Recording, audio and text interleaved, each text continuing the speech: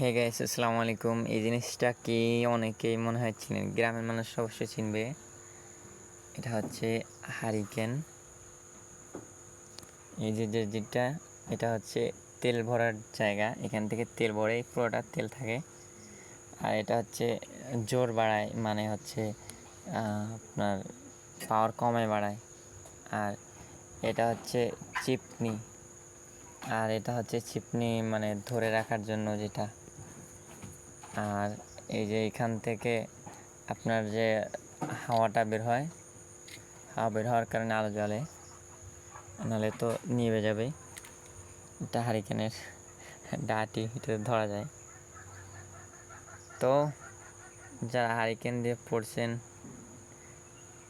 তারা কমেন্ট করে যাবেন। গ্রামের ঐতিহ্য আসলে এটা।